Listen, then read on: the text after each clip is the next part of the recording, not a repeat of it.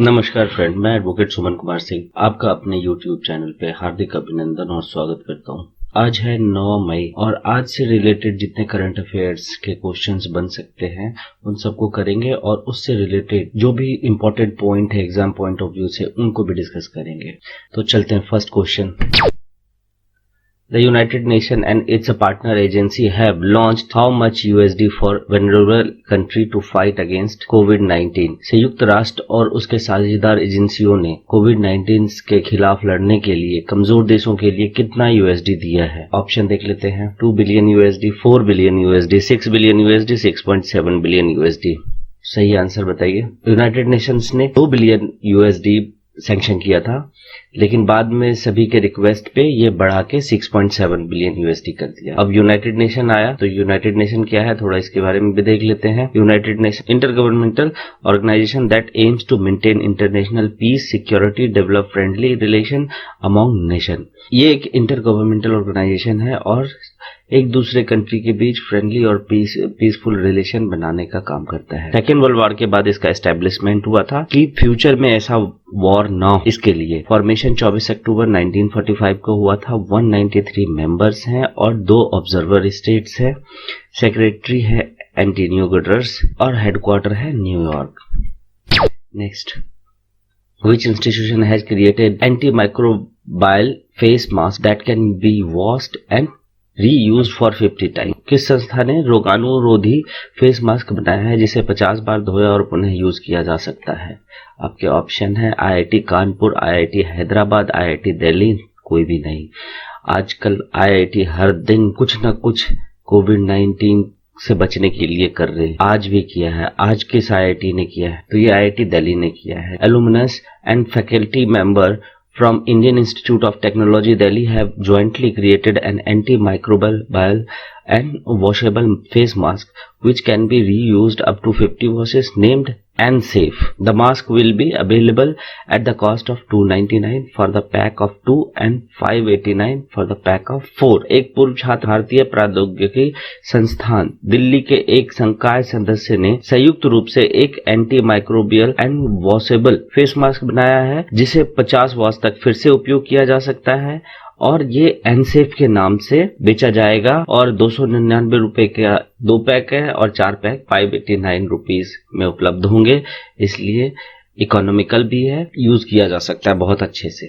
ठीक है। Next, what is resistant front is in news? Resistant front क्या है जो कि अभी बहुत ज्यादा न्यूज में है? ऑप्शन है NGO है, इंडियन गवर्नमेंट स्कीम है, ब्रांड न्यू टेरर ग्रुप है, कोई भी नहीं है। तो ये ब्रांड न्यू टेरर ग्रुप है। ठीक है। TRF फुल फॉर्म होता है वही the resistant front, the brand new terror group that has rushed to take responsibility for major terror attack and firefight in Jammu and Kashmir over the past few weeks is being controlled by 3 top handler of Lashkar-e-Taiba in Pakistan. ठीक है। TRF पिछले कुछ हफ्तों से जम्मू कश्मीर में बड़े आतंकी हमलों और गोलाबारी की जिम्मेदारी लेने वाले ब्रांड न्यू आतंकी समूह है।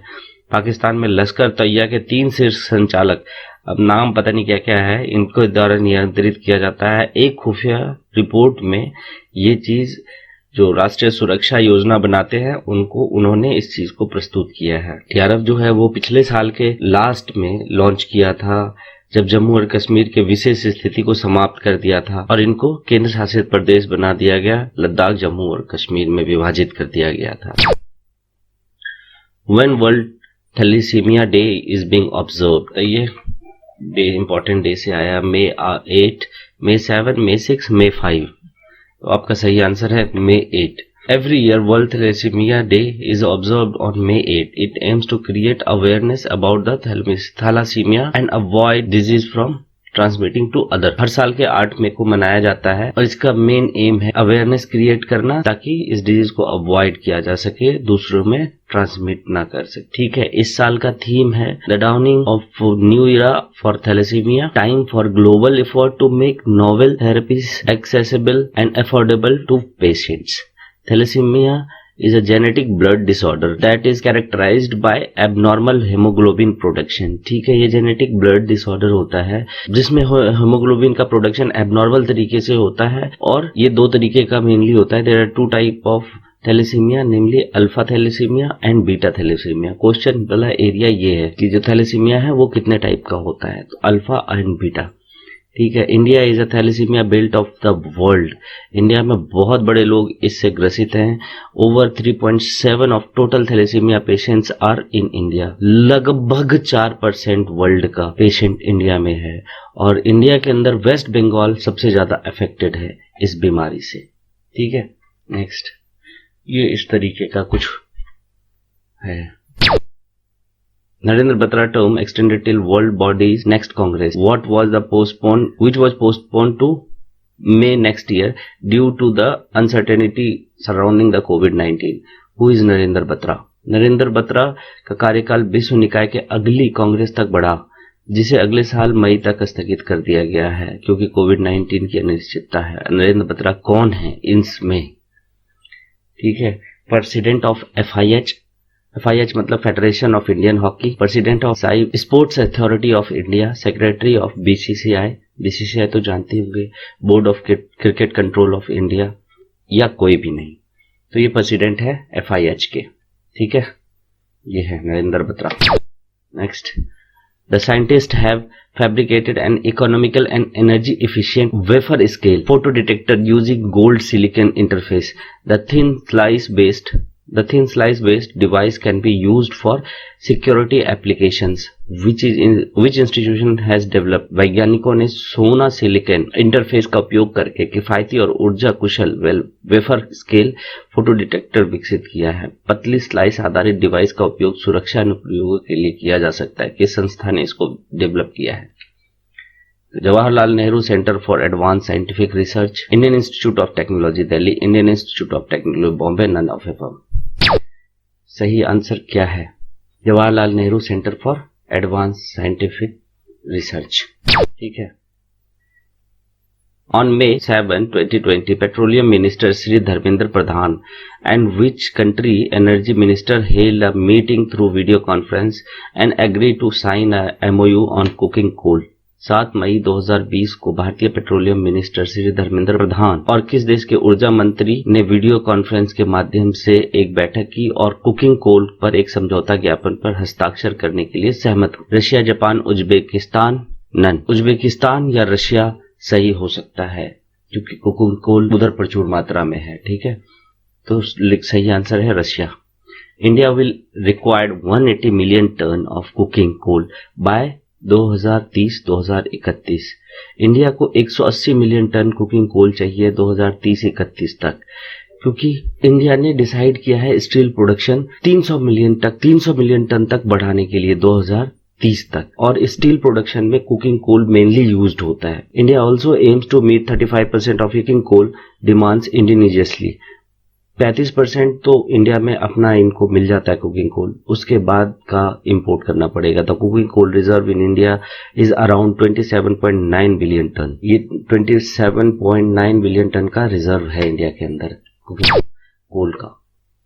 On May 7, 2020, which of the following state government passed an ordinance to suspend labor law in the state for 3 years? 7 मई 2020 को इस राज्य ने 3 साल के लिए राज्य में श्रम कानूनों को निलंबित करने का एक अध्यादेश पारित किया है। चलिए देखते हैं ऑप्शन। बिहार, उत्तर प्रदेश, वेस्ट बंगाल, गुजरात। आपका सही आंसर है उत्तर प्रदेश। ठीक है। Ordinance is being passed to boost industrial investment and also help the migrant who have returned back to state. Around 7 lakh migrant worker from all over the country have returned back to their state. इस ordinance को पास करने के पीछे main मकसद ये है कि industrial investment को बूस्ट किया जाए, कि लेबर बहुत सारे मात्रा में अवेलेबल है, उनसे काम कराया जा सकता है और उनको जो पेमेंट करना है वो जरूरी नहीं है कि जो लेबर लॉज है एज पर लेबर लॉज उनको पेमेंट किया जाएगा, क्योंकि लगभग 7 लाख माइग्रेंट वर्कर्स जो हैं वो पूरे कंट्री से वो वापस आ चुके हैं कोरोना वायरस की वजह से यूपी में। अब ये ऑर्डिनेंस किस किस चीज को इंक्लूड नहीं करेगा, तो बिल्डिंग और other construction work, bond and labour act, workman compensation act, section 5 of payment wages act. अब थोड़ा देख लेते हैं इसका लीगल पॉइंट क्या है। Labour is a concurrent subject. Labour जो है वो कंकरेंट में है, यानी कि इस पर दोनों कानून बना सकते हैं, सेंटर भी स्टेट भी। लेकिन कानून जब भी बनाएगा तो सेंट्रल गवर्नमेंट का अप्रूवल चाहिए, इसलिए यूपी गवर्नमेंट ने इस ऑर्डिनेंस को अप्रूवल, सेंट्रल गवर्नमेंट के अप्रूवल के लिए भेजा हुआ है। लेकिन यूपी में भी बीजेपी की सरकार है, सेंटर में भी बीजेपी की सरकार है, तो 100% चांस है कि ये पास होगा ही होगा। योगी जी के किसी भी प्रपोजल को सेंट्रल गवर्नमेंट मना नहीं करती है। Next, on May 7, 2020, the United Nations Environment Program extended the term of which actress as Goodwill Ambassador of India till 2022। 7 मई 2020 को संयुक्त राष्ट्र पर्यावरण कार्यक्रम के लिए किस अभिनेत्री का कार्यकाल 2022 तक भारत के सद्भावना राजदूत के रूप में बढ़ाया। फोटो आ ही गया है तो आपको आंसर समझ में आ गया होगा। प्रियंका चोपड़ा, दीपिका पादुकोण, दिया मिर्जा, नदिया मिर्जा। ठीक है, अब यूनाइटेड नेशन एनवायरमेंटल प्रोग्राम क्या है देख लेते हैं। UNEP is responsible for coordinating the UN environmental activities and assisting developing country in implementing environmentally sound policy and practice। संयुक्त राष्ट्र पर्यावरण कार्यक्रम संयुक्त राष्ट्र की पर्यावरणीय गतिविधियों के समन्वय और विकासशील देशों को पर्यावरण नीतियों और प्रथाओं को लागू करने के लिए सहायता करने के लिए जिम्मेदार है। ठीक है, हेडक्वार्टर नैरोबी में है, केन्या। ये अक्सर गलती हो जाता है कि भाई UNEP यूनाइटेड नेशंस का ब्रांच है और वो या तो USA को छोड़ के अफ्रीकन कंट्री में है, तो ये जनरली लोग गलती करके आ जाते हैं। ठीक है, इसका हेडक्वार्टर नैरोबी में, केन्या में है और फॉर्मेशन हुआ था 5 जून 1972 और इसी दिन 5 जून को ही हर साल वर्ल्ड एनवायरमेंटल डे मनाया जाता है। तो ये कॉमन हो गया कि UNEP का फॉर्मेशन भी 5 जून 1972 को हुआ था और हर साल उसी दिन को वर्ल्ड एनवायरनमेंट डे मनाया जाता है। Next, Meerkat satellite has captured an image that helps to solve the mystery of X galaxy. That satellite in a question is of which country? Meerkat satellite ने एक इमेज कैप्चर की है जो X आकाश गंगाओं के रहस्य को सुलझाने में मदद कर। प्रश्न में उपग्रह किस देश का है? South Africa, India, Australia, Japan. तो ये साउथ अफ्रीका का है। इस इमेज को कैप्चर करने से पहले ये मान्यता थी कि एक रेडियो वेव जो ब्लैक होल से कंटिन्यूअसली आ रहा है, लोग ये सोच रहे थे, but the reason remain in mystery till. Picture को लेने के बाद जब मीरकत सैटेलाइट ने इस पिक्चर को लिया और वो भी बहुत अच्छे क्वालिटी का इमेज से, तब पता चला कि ये एक गैलेक्सी है जिसका नाम PKS 2014-55 है। ठीक है, Now a team of astronomers of South Africa and US have cracked the puzzle using clear image sent to Meerkat from galaxy 800 million light years away। तो ये गैलेक्सी जो है 800 मिलियन लाइट ईयर हमसे दूर है और ये मिस्ट्री सुलझाया जा चुका है। तो आज के लिए अपना MCQ यहीं खत्म करते हैं। अगर अच्छा लगा तो लाइक, शेयर एंड सब्सक्राइब करें। अच्छा नहीं लगा तो क्यों अच्छा नहीं लगा प्लीज कमेंट करें ताकि मैं इम्प्रूव कर सकूं। Thank you very much.